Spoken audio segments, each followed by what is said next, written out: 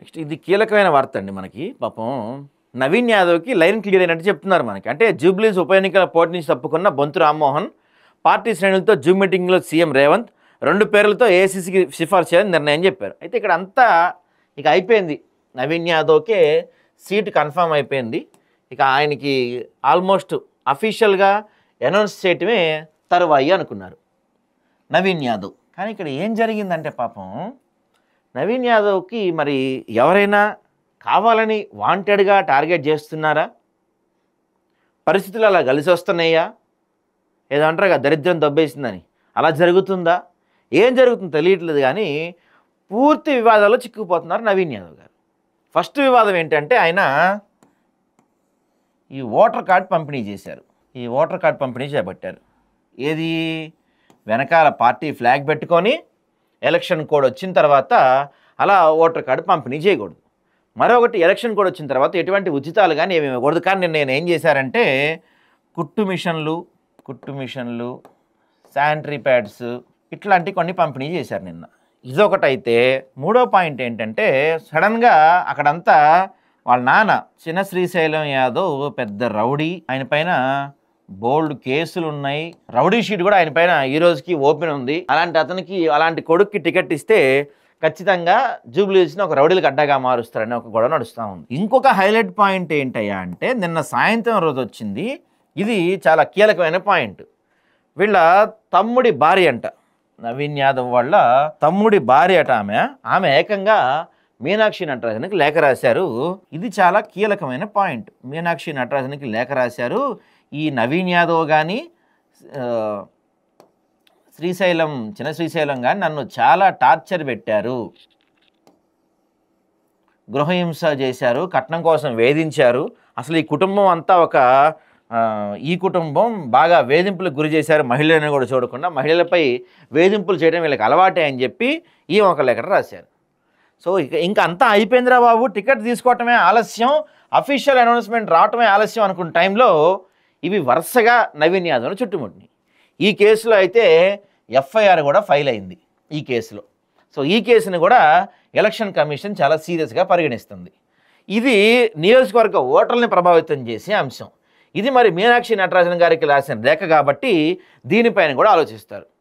So అంతా అయిపోయింది. ఇక టికెట్ నడుచుకుంటా ఇంటికి వస్తుంది అనుకున్న టైంలో నవీన్ యాదవ్ని ఇలాంటి సమస్యలు మొత్తం ఒక్కసారిగా చుట్టుముట్టాయి.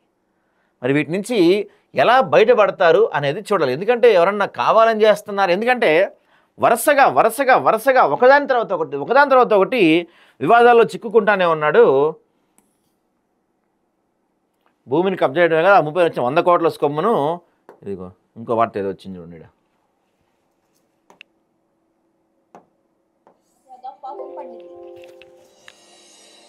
100 కోట్ల స్కామ్ అంటే ఎప్పటిదో మరి వార్త తెలియదు. రౌడీ షీటర్ గా ముద్రపడిన వ్యక్తి ఇతనే జీహెచ్ఎంసీ పరిధిలో కార్పొరేషన్ కళ్లు గంపి 4,24,00,000 కాజేశాడు. ఆ డబ్బు ఎందుకు వెనక్కి తీసుకోకూడదో చెప్పాలంటూ GHMC land acquisition team show cause జారీ చేసింది. అసలు అంత సొమ్ము అతనికి ఎలా ముట్ట చెప్పారు అనేది కూడా గుట్టు వీడని ప్రశ్న.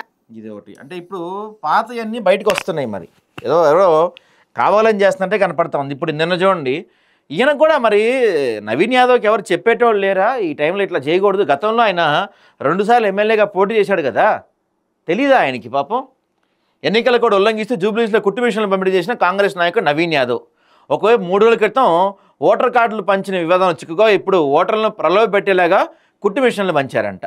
నవీన్ యాదవ్పై ఎన్నికల కమిషన్ చర్యలు తీసుకోవాలని కోరుతున్న నెటిజన్లు. ఇదొక అంశం. మరొక అంశం ఏంటయ్యా అంటే ఇది కాదు కదా, ఈ ఫోటో ఇదేనా? ఇవి కుట్టు మిషన్లు పంపిన ఫొటోసు. మరొక వివాదం ఏమి తీసుకొచ్చారు తెలుసా దీంట్లో? ఎక్కడైనా మగవాళ్ళు ఆడవాళ్ళకి శానిటరీ ప్యాడ్స్ ఇస్తారా? ఎక్కడైనా ఆడవాళ్ళు ఎంత ఇబ్బంది పడతారు, వాళ్ళ యొక్క చుట్టూతో మగాళ్ళే ఉన్నారు, ఆడవాళ్ళకి శానిటరీ ప్యాడ్స్ ఇస్తారా? ఆ మాత్రం కూడా ఇంగితం లేదు ఆయనకి అని చెప్పి ఇంకో వివాదం స్టార్ట్ అయింది.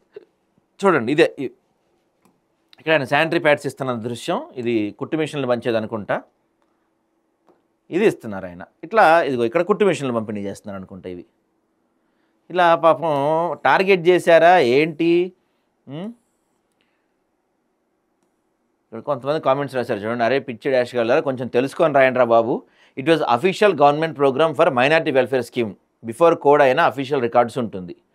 అధికార పార్టీ కదా ఏం చర్యలు తీసుకుంటుందో చూద్దాం. అధికార పార్టీకి ఇంకా ఎలక్షన్ కూడా వచ్చినట్లు లేదు. ఫేక్ న్యూస్ పెడలర్ ఇది ఫేక్ న్యూస్ అంటే ఇది ఎప్పుడదో అంట మరి. ఇప్పుడు ఏం చర్యలు తీసుకోండి. హలో తెలుగు ఫస్ట్ క్లారిఫై చేసుకో, it's a true or falls case. అది నవీన్ యాదవ్ కంటెస్ట్ చేస్తున్నాడని అడుగుతున్నారు. Fake news. ఎలక్షన్ కూడా వచ్చింది 6th అక్టోబర్. అవి ఈ కార్డ్స్ అవి ఇచ్చింది 4th October evening. Don't spread fake news. So అంటే వాంటెడ్గా ఒక ఫేక్ న్యూస్ స్ప్రెడ్ చేస్తున్నట్టు కనపడతా ఉంది మనకి ఇక్కడ నవీన్ యాదవ్ పైన. ఎందుకు? నిన్న కూడా ఈ రఘునందన్ రావు ఇచ్చిన కంప్లైంట్ పైన ఎఫ్ఐఆర్ ఫైల్ అయింది. జూబ్లీహిల్స్ కాంగ్రెస్ నేత నవీన్ యాదవ్పై సెక్షన్ 123(1), 123(2) ఆర్పి, బిఎన్ఎస్ 170, 171, 174 కింద క్రిమినల్ కేసులు పెట్టారంట. సో జూబ్లీహిల్స్ ఎన్నికల నేపథ్యంలో ఫేక్ ఓటర్ ఐడి కార్డులు పంచడాన్ని ఎన్నికల ప్రక్రియలో తీవ్రమైన నేరంగా పరిగణించిన ఎన్నికల అధికారి, ఓటర్లను ప్రలోభాలకు గురి చేసిన ఎన్నికల అధికారి ఫిర్యాదుపై నవీన్ యాదవ్పై కేసు నమోదు చేసిన మధురనగర్ పోలీసులు. సో ఇది ఎఫ్ఐఆర్ కాపీ. సో ఎఫ్ఐఆర్ కూడా ఫైల్ అయింది ఈయన పైన. మొబైల్ నెంబర్ పెట్టకూడదు కాబట్టి పెట్టలేదు. సో ఎఫ్ఐఆర్ కూడా ఫైల్ అయింది అండర్ సెక్షన్ 173 అండ్ 176 బిఎన్ఎస్ ప్రకారం.